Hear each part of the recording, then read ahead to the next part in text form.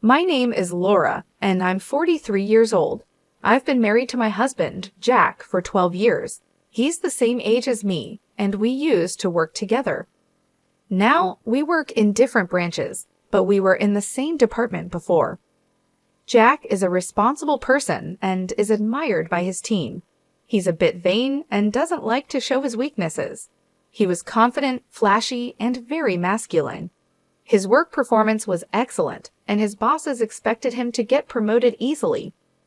On the other hand, I'm more low-key and not very noticeable. I was surprised when Jack pursued me passionately because our personalities are so different. After dating for 3 years, he proposed to me with a big bouquet of roses. I had never felt so loved by a man before, so I accepted his proposal right away. I couldn't wait to start our wonderful life together. However, we ended up living with my in-laws without any prior discussion. I wanted to refuse, but Jack was firm about it. My parents are good people, so everything will be fine, he said. He explained how much they were looking forward to living with me, so I couldn't refuse. We've been living with his parents in their home for the past 12 years. Life was unimaginable when we first got married. Laura, you've forgotten to clean the entrance again. My mother-in-law would nag as I finished making breakfast for everyone. This happens every day. I'm sorry, I would say. I would apologize, but she would reply, just saying sorry isn't enough. If you understand, go do it right away. Even though I had to go to work, I was treated like a servant every morning. For the past 12 years, living with my in-laws, I've been forced to wake up at 5:30 a.m. to cook breakfast and clean. My mother-in-law, who is a housewife, should have time to do housework herself, but she doesn't. I rush through the morning chores, go to work, come home, and immediately start cooking dinner. By the time I go to bed, I'm so exhausted that I almost pass out. This has been going on for so long that I've become weak and often feel unwell. The cause is probably stress. Do the cleaning properly. I don't want the neighbors to think we're neglecting it. My mother-in-law would say as she relaxed in the living room, eating the breakfast I made. If you don't finish quickly, you'll be late for work, she would add.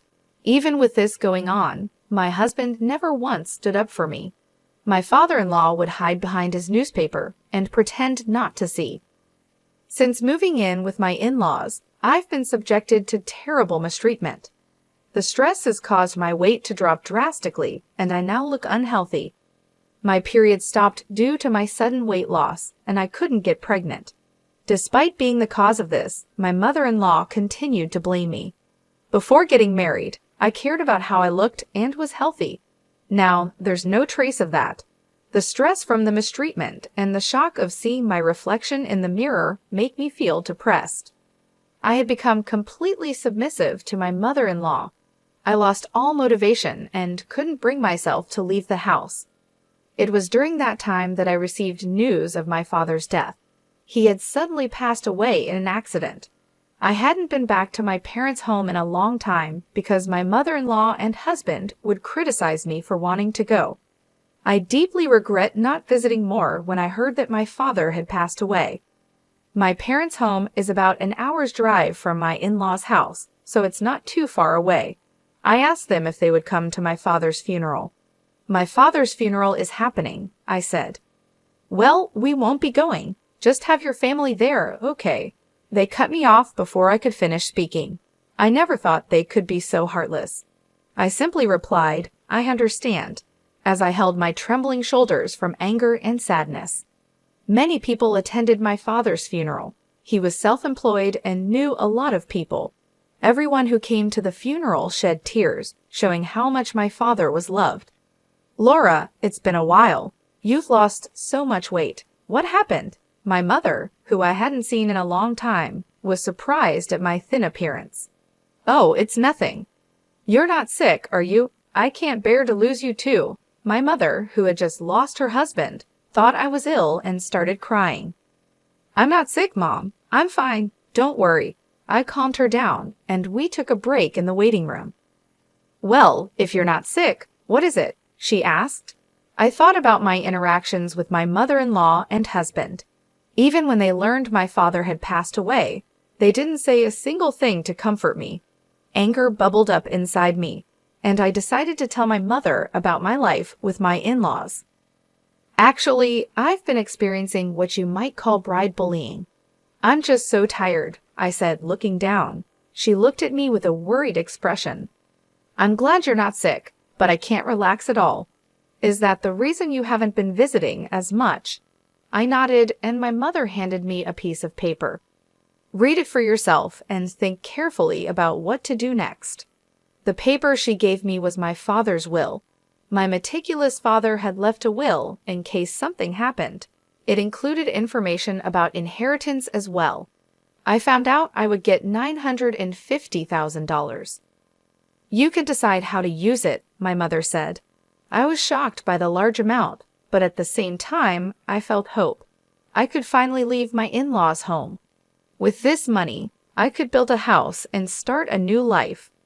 I went back to my in-laws' house and did the housework as usual. On days when I had plans, the house got messier than usual. It couldn't be helped since there was no one to clean. As I silently did the housework, I thought about the $950,000 I had inherited from my father. I resented my mother-in-law, but I still wanted to be with my husband. I decided to be honest about the large inheritance and suggest we move out of my in-laws' house. I have something to talk about. I began speaking with my husband after my in-laws had gone to bed and we were alone. Yeah, so what's up? He asked. It's about my dad. It turns out I'm going to inherit his estate. Oh, really? How much? Well, it's $950,000. When I told him the amount, my husband looked shocked, as if he couldn't believe it. What? Are you serious? Yes, $950,000. When he understood, he was delighted. Wow, he left that much for you? That's so generous. So, about what to do with the money. Since he was in a good mood, I decided to get to the main point. But before I could speak, he said something outrageous. We need to transfer that money to my mom's bank account right away. I didn't understand what he was saying. Wait, why? I inherited it. It was so absurd that I thought he was joking. Wait, why? I inherited it, so that's not right. As I laughed and spoke, he slammed his hand on the table. What kind of nonsense are you talking about? A wife's money belongs to her mother-in-law. He probably didn't even realize he was saying something ridiculous. Looking into his serious eyes, I felt frightened. I'm sorry, I don't quite understand what you're saying. All I wanted was to talk about building a house for the two of us, but he wouldn't let me and tried to make my inheritance his mother's property. That night, I was so shocked that I couldn't sleep. The next morning, as I was preparing breakfast, my husband and mother-in-law approached me with angry expressions. So, Laura, I heard that you inherited $950,000, but said you wouldn't give it to me. What are you thinking? My mother-in-law demanded. She had already heard about the inheritance from my husband. But I'm the one who inherited it, I protested. Stop arguing and transfer it to my mom's account right now. A wife's money is the family's money, right? My husband insisted. The two of them seemed determined to get their hands on the inheritance by force. No matter how much I resisted, I was only blamed. Thinking that resistance was futile, I fell silent, and my husband showed me a piece of paper. You're getting carried away just because you got your hands on some money. What's with the attitude? I'm the one supporting you. If you don't change your mind, it's divorce. The paper was a divorce form. I've already signed it.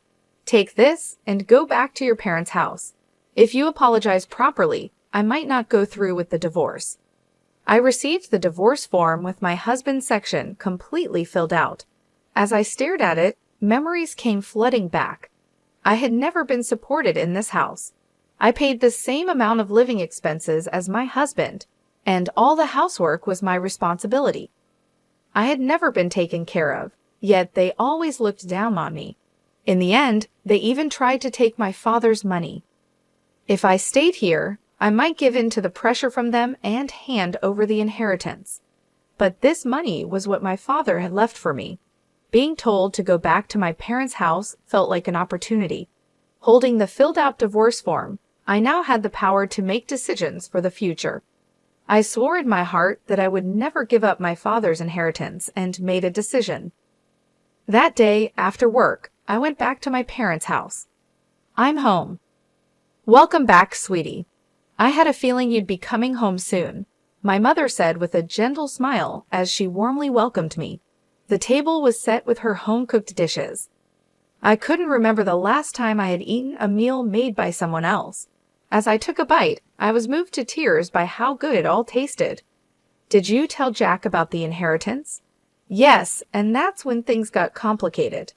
I told my mother everything my husband and mother-in-law had said. She was stunned by the shocking details. "The inheritance is yours, and it's up to you to decide how to live your life from now on," she said as tears streamed down my face. She gently put her arm around my shoulder. After staying at my mother's house for a week, I decided to return to my in-laws' home. "Well, I'm going now. Take care." I was no longer afraid to return to that house. With a refreshed mindset, I headed back to my in-laws' home. Finally, back, huh? Have you reflected on your actions? My husband and mother-in-law were waiting for me with their arms crossed. "Yes, I'm sorry. Please let me live in this house again." I uttered a shallow apology. Hearing this, my mother-in-law smirked. "Then hurry up and hand over the inheritance." Actually, the inheritance procedures are taking longer than expected. It's still not with me. It's a complicated process, so it'll probably take another half a year or more. It takes that long? Well, that's fine. They seemed satisfied, thinking I would obediently hand over the money. But they continued to nag me about staying at my mother's house for a week. "The house is a mess because you didn't do your duties as a wife. Clean it up quickly." The house was filthy after just a week. It was impressive how messy it had become in such a short time. "Yes," I replied. The old me would have been devastated, but now things were different. I didn't care about being bullied by my mother-in-law or being forced to do tough housework. I did the chores as ordered by her. 6 months later, it was my mother-in-law's birthday. "Well, we're going now. Make sure to keep the house clean." She always went on a trip for her birthday, and of course, they never took me. "By the way, have you received the inheritance yet?" she asked. "It's supposed to arrive today." "Well, isn't that perfect? That $950,000 is a present for my mom. Make sure to transfer it to her account before we return." There was no way the inheritance would conveniently arrive on her birthday. My husband saw through my lie, but I didn't respond. I simply saw them off with a smile, saying, "Take care and have a safe trip." Once they were out of sight, I began to put my plan into action. I had been waiting for this day for a long time. They would surely be surprised when they returned, but it was no longer my concern. I quickly packed my belongings and left my in-laws' house. "Wow, this is amazing," I said as I moved my belongings into my new home. I had built a house with my father's inheritance. I'm so happy I get to live in such a beautiful house. I decided to invite my mother to live with me. I was truly happy that I didn't have to be bothered by them anymore. I sank into the soft sofa and felt content. Today was a celebration of our new home. My mother and I invited a chef to our home and spent a luxurious day. The next evening, I received a phone call from my husband. I received a phone call. "Hey, what's going on?" my husband asked, confused because all my things were gone when they returned home. "I won't be coming back, so goodbye." I tried to hang up since I didn't want to talk to him anymore, but I could hear my mother-in-law shouting on the other side of the phone. "What the hell do you think you're doing? Where are you now?" "I can't answer that. You told me to clean the house, so I put my things away. That's not funny. Besides, you haven't transferred the inheritance yet. How many times do I have to say that a daughter-in-law's money is mine?" I submitted the divorce papers. I'm single now. When I said that, my screaming mother-in-law suddenly fell silent. We're strangers now. Goodbye." Imagining my dumbfounded mother-in-law, I hung up the phone and couldn't stop laughing. My heart felt so light now that I had nothing to do with that family. After that, my ex-husband called me many times. When I had time, I would answer the phone and let the abusive words from my ex-husband and ex-mother-in-law flow. I recorded those calls from beginning to end and decided to consult the police with those recordings. It's not uncommon for cases of harassment from an ex-husband. We'll issue a warning before it becomes dangerous. Fortunately, the police responded quickly and went to my former in-law's house to issue a warning. For my image-conscious former in-laws, having the police come was damaging enough. Plus, the subordinate of my ex-husband, who lived nearby, saw the police coming. Since my ex was a prominent figure in the company, the rumor spread quickly. His subordinates and colleagues who didn't like him started to exaggerate the story and spread bad rumors about him. Eventually, the rumor reached the department I belonged to. I heard the police came. I'm divorced now, so I don't know much about it. What? You're divorced? Yeah, the bullying from my mother-in-law and my husband's abusive words were too much. I spoke in a slightly louder voice so that those around me could hear. The gossip-loving employees heard this and spread the rumor even further. It didn't take long for my ex-husband's boss to hear about it. You've got quite a lot of bad rumors going around. What are you talking about? I hate men who can't cherish their wives.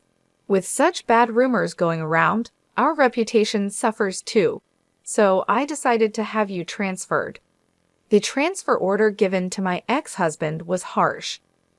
This place is... It was the branch office in the region with the worst performance. The area was called a landlocked island because there was no entertainment or anything of that sort around.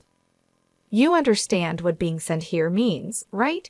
His boss asked. Everything he had built up until now crumbled, and there would be no chance of promotion in the future. He accepted the transfer order and moved to the countryside without being able to refuse.